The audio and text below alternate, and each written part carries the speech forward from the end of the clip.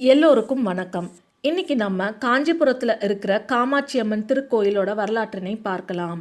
காஞ்சிபுரத்தில் இருக்கிற எந்த கோயிலில் திருவிழா நடந்தாலும் உற்சவர்கள் தங்களோட கோயிலை சுற்றுவதை தவிர்த்து காமாட்சி அம்மன் கோயிலை சுற்றி வரும் பழக்கம் காலங்காலமாக இருந்து வருது.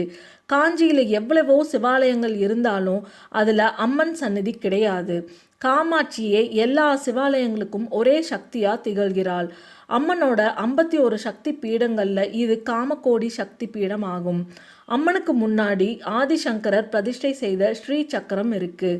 இந்த தலத்துல தான் ஆதிசங்கரர் ஆனந்த லஹரி பாடினாரு.